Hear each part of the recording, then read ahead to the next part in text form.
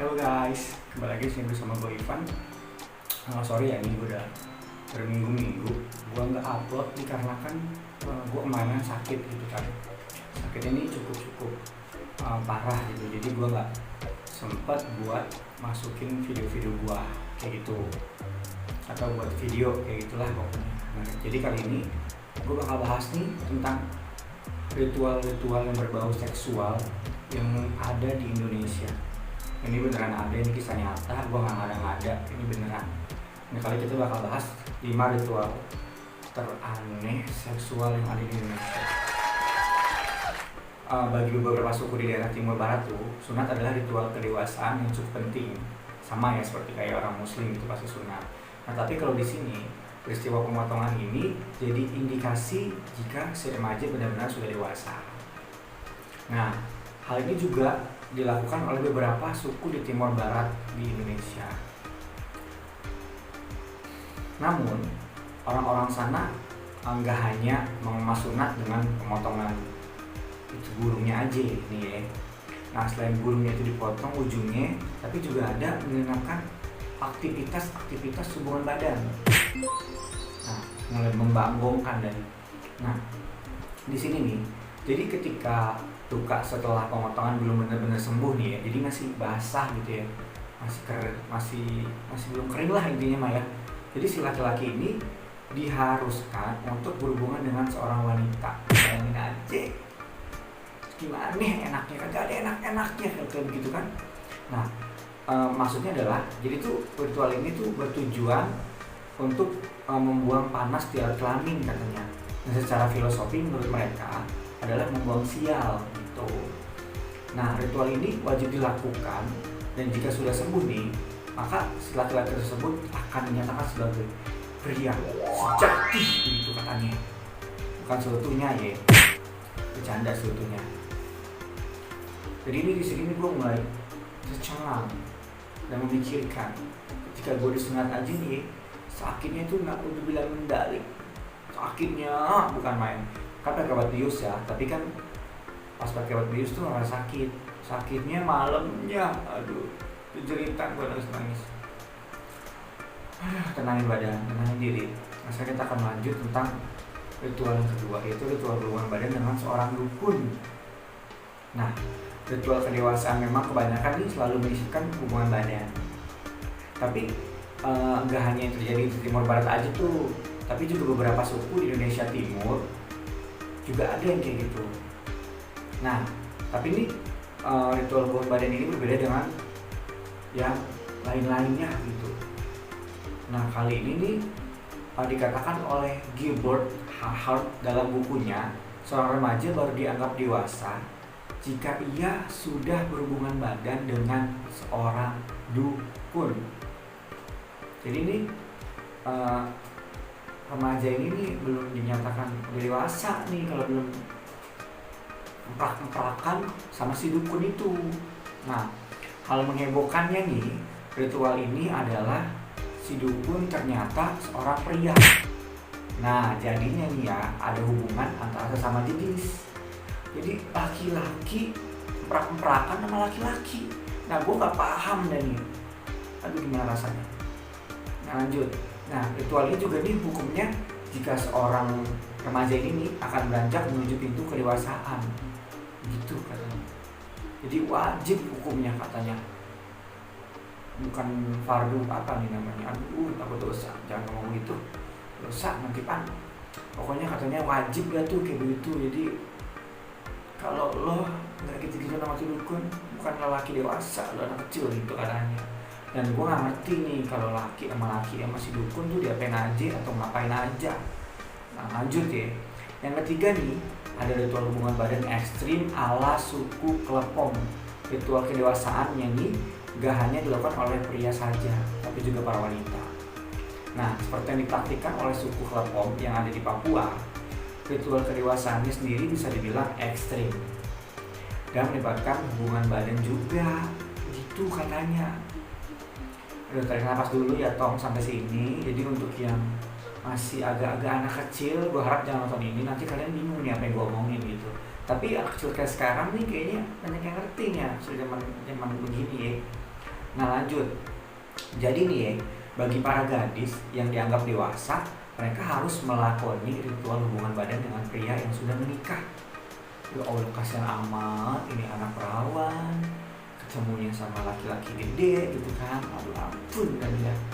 Nah, pria-pria yang sudah menikah ini dianggap memiliki keistimewaan, wah gitu kan, dan akan memberikan berkah kepada si gadisnya yang perawan ini nih, itu katanya. Nah, setelah ritual ini kelar nih ya, si wanita akan langsung dianggap sebagai sosok dewasa yang sudah siap mengemban banyak tanggung jawab.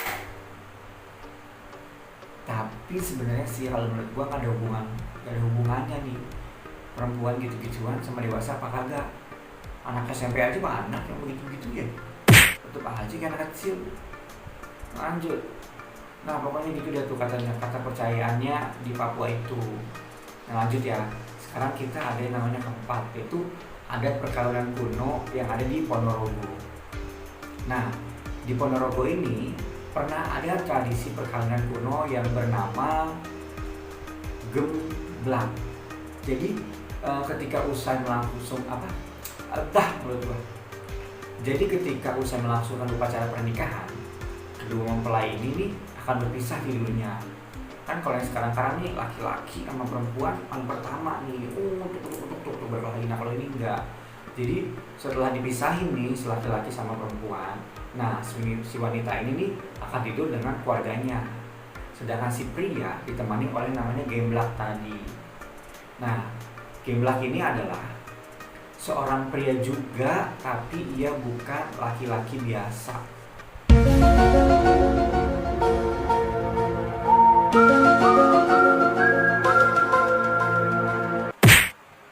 Gemblak menurut sejarah selalu tampan dan ia merupakan teman tidur dari waro atau semacam tetua atau orang penting di sana. Jadi si pengantin pria dan gemblak ini biasanya juga melakukan hubungan badan. Bener banget, gue tahu istilah takal gitu kan. Lagi-lagi ada hubungan sesama jenis di sini ya. Nggak ngerti dan ini gimana ceritanya, ada begituan. Pokoknya begitu katanya. Agak-agak creepy deh. Jadi nih laki-laki kan sebelum bergaul sama ini wanita, suruh sama laki-laki ini dulu, nggak ngerti diajarin apa gimana, gue kurang paham dari. Terus kalau laki-laki sama laki-laki itu ntar dia tuh malam pertamanya siapa yang ditus bolanya siapa gitu. Lanjut, yang kelima kita ada tradisi perkawinan aneh lagi nih yang ada namanya suku Marin.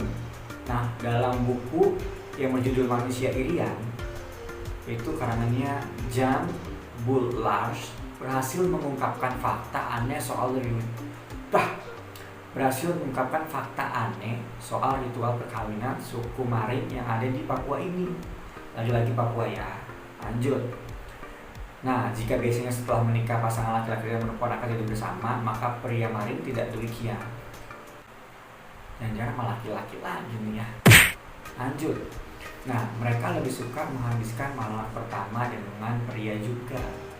Gue bilang juga pasti laki-laki lagi nih.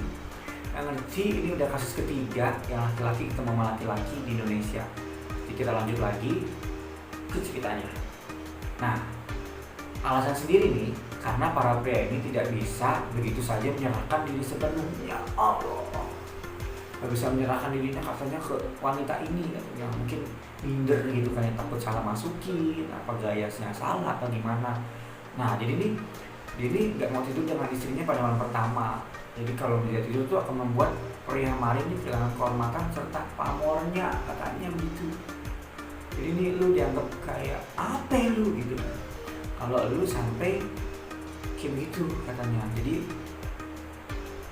lu harus mau sama ini laki-laki dulu baru perempuan gitu.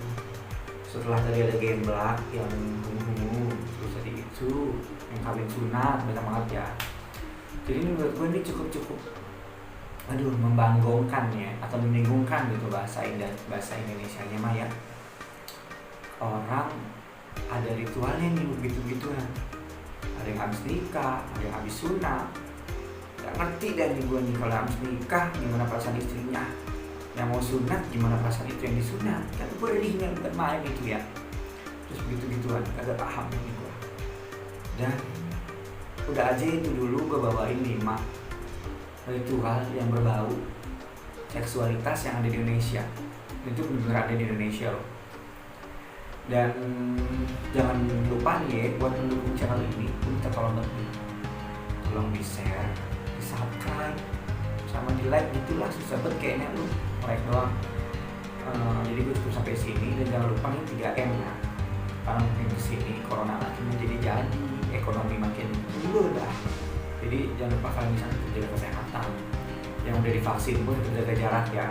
3M gak boleh kendor, tetap tuh yang namanya memakai masker, menjaga jarak, dan mencuci tangan dengan rajin. Itu cuci tangan doang tapi nggak rajin, nggak pakai sabun, cuma menurut gue kan ya. Dan terus apalagi ya, udah pokoknya begitu aja, mengingatkan kalian buat jaga kesehatan. Karena gue main habis sakit, dirawat kurang lebih seminggu lebih, dan itu gila sakit banget sih, gak enak sakit kayak gue kemarin. Dan intinya gue mundur diri dan sampai jumpa. See you my next video. Dadah.